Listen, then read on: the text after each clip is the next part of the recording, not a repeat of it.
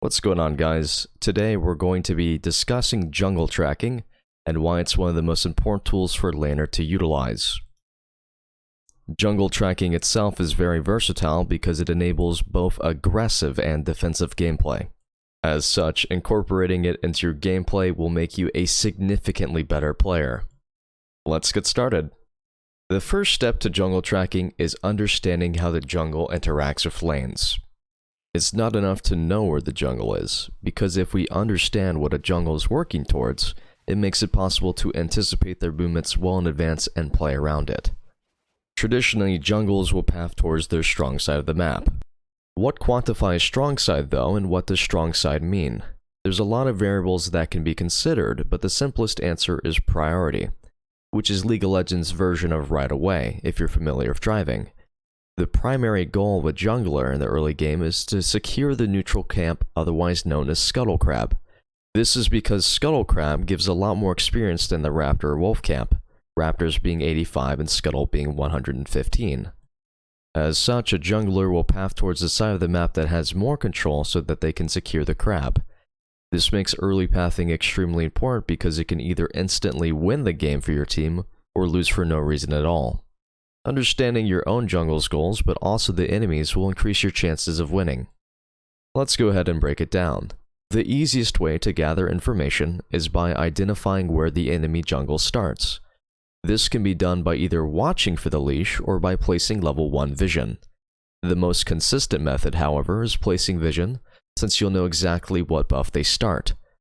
If we know where the enemy starts, it's easier to understand the natural progression of camps, because they'll be clearing towards their next buff. This is also slightly dependent on their champion's playstyle. A full clear champion, or typically a scaling champion like Karthus, will want to clear as many camps as possible before Scuttle Crab. This typically results in what's called a 5 camp or 6 camp, depending on their clear speed. Whereas an early game skirmishing champion like Lee Sin or Jarvan doesn't have as much incentive to clear camps, so they'll focus more on ganking. This will result in a clear called a 3 camp, which is typically both buffs and Gromp.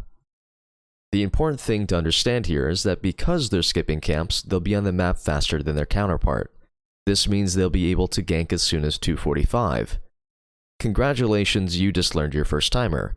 If you play solo lanes or even bot lane, and you know the enemy's pathing towards your side of the map, you'll want to place early vision before this timer, or control your wave to be in an ungankable position.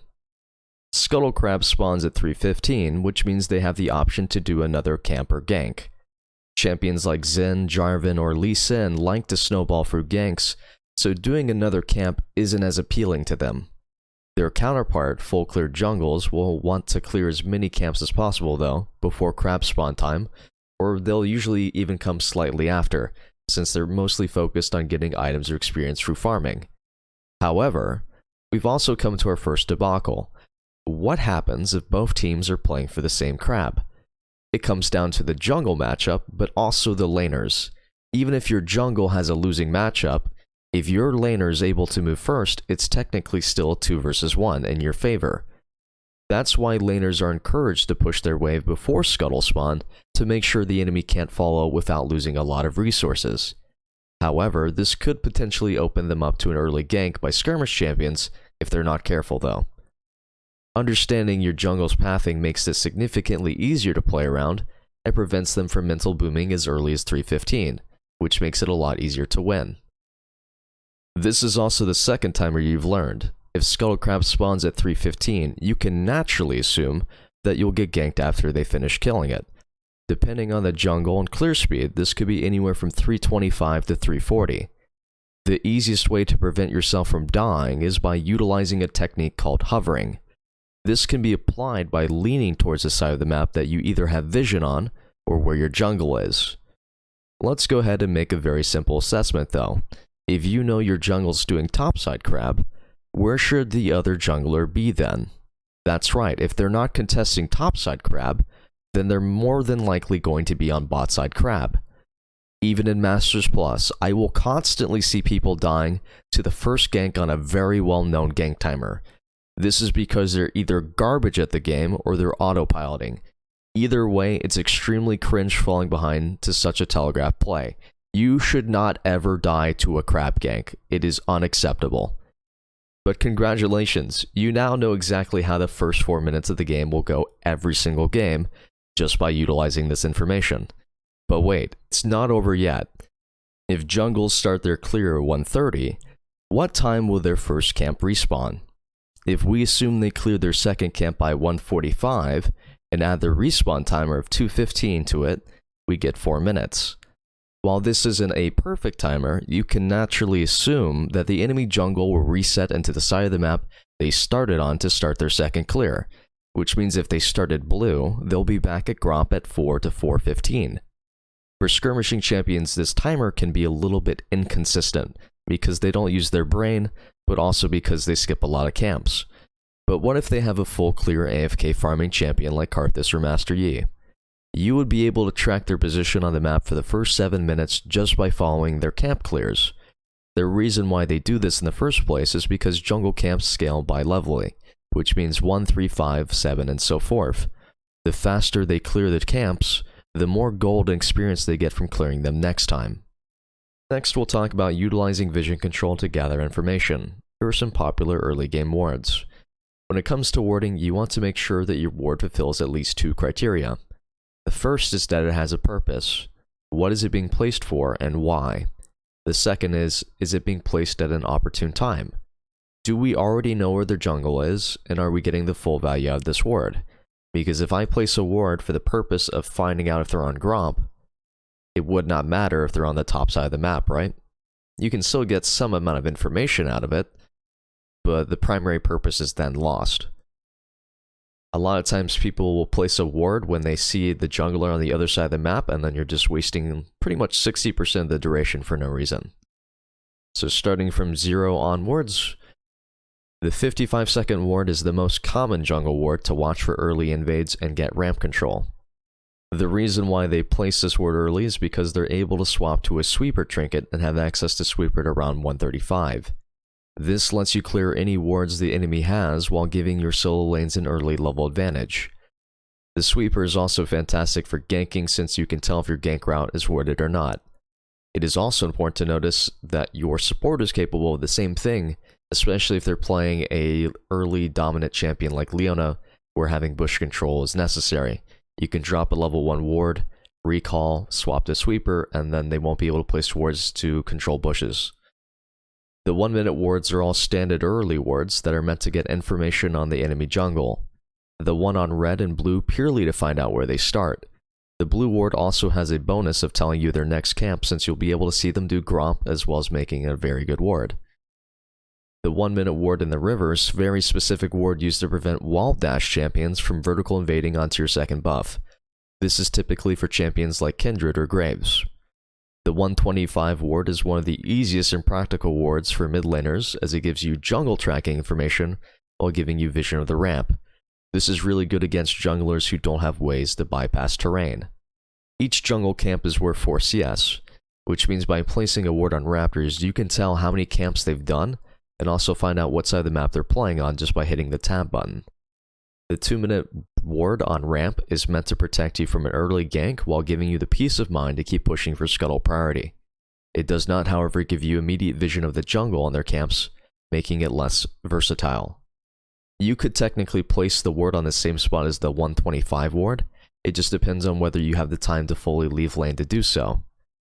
The 215 wards in river are meant to give you an advance warning if you're playing further up in lane, which gives you the comfort to play aggressively as a side lane. Otherwise, the inverse side would be playing for a Tribush ward depending on their way position and intentions. What's going on, guys? This is going to be a live commentary on a VOD from a Master game, and we're just going to go and watch and see what both teams do for the first 5 minutes of the game. So as of right now, we can see that they've placed some primary wards onto our bot side jungle to see where our Lee Sin's pathing, and then we also placed a defensive ward to see if they were invading us. So as of right now, the blue team technically doesn't have any vision on the enemy team, so we don't know where they're starting until we find out where the leash position's from. But everything else is going to be pretty standard here. Lee Sin, as we can see, is currently pathing towards topside because he's starting on red, which means he's going to be playing towards our Quinn, whereas the Zac is starting topside, which means he's naturally going to be pathing towards bottom. So all these things have an actual reason. And the reason why this is happening is because there was a level 1 invade that happened around mid lane that caused them to burn flash on Lux, which makes it a little bit more accessible for Zac. So as of right now, we see Lee Sin doing Krugs. So he's not doing a 3 camp anymore, but he could be doing a 4 or 5 camp into Scuttle. Whereas the enemy Zac, we technically know that he started topside because the Kinnan showed. But he is doing a 2 camp here and then going into his bot side. So the reason why this is dangerous is because you technically don't hit level 3 until you do 4 camps if you do this clear. But it definitely is faster to skip Krugs if you're not really good at doing AoE camps. So at this point, this ward spots out Lee Sin. They see that he has 8 CS, which means they know he's done red and Krugs. So they know he's done a full clear on bot side. So they should expect their Kinnan to get ganked or to have Crab done on top. Now we know that Zac's playing for bot side, which means we're trading Crab for Crab. So our bot lane, if they die to bot gank, is just because they're not respecting it, and if I die to it, it's because I'm also not respecting it. So right now, I'm hovering on the wrong side of the map because I don't know where the Zac started because I wasn't paying attention.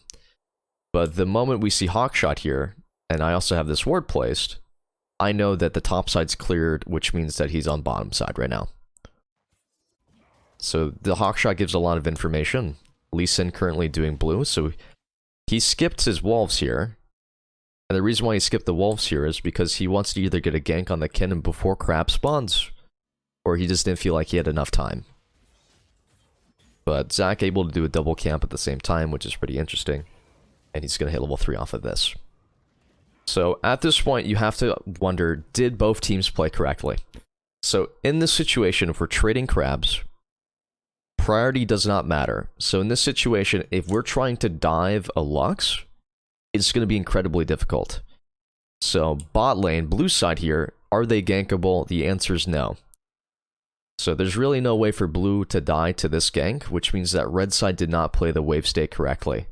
It doesn't matter if they have this pushed in because they don't need to move for this Crab if we're doing topside Crab. Now theoretically, sure, Lee Sin could cross map and go to bot side Crab and they could play for prio like that, but they could have also just bounced the wave and it would have been more versatile. Now in terms of topside, Quinn did play for Vision, but we also see something very important here that she bounced the wave. So this is pushing back to the Quinn, which means that when Lee Sin finishes his camps and does Scuttle Crab, this wave is going to be gankable. So we played around the proper techniques, and they did not. So this is already in our favor in that regard.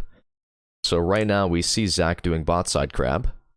I'm currently pushed up. I'm playing towards the top side of the map because I know where he is. So if I get ganked by this, it's purely because I'm not respecting the 3:30 timer. Now, vice versa, Lee Sin doing topside Crab. Once again, we see the wave here, very dangerous for Kinnan. But bot lane isn't diveable, so nothing's really happening. So at this point, I kind of Giga Grief here. I guess I'm autopiloting XD. But like, we just went over the entire lesson on how to prevent this from happening, and I still fall for it because I'm trolling. But we do trade 2 for 2, or we trade 2 for 1, and the reason why this happens is because I was able to prevent the gank from just one-shotting me. And then this turns into a 3 for 1. So like, all things considered, we go back here. I'm playing towards the right side of the lane. It's just that the slingshot range is so long that I was not prepared for, it looks like. I was not expecting to get slingshotted from all the way over there. So we managed to pull this out. But you see how this is still gankable, right? So like, even if this did not happen, Lee Sin still would have been able to deny the Kinnan. It's just ideal that I was hovering towards him so he could immediately back me up and turn this into a 3 for 1. Now at this point, where does Zac head on this map?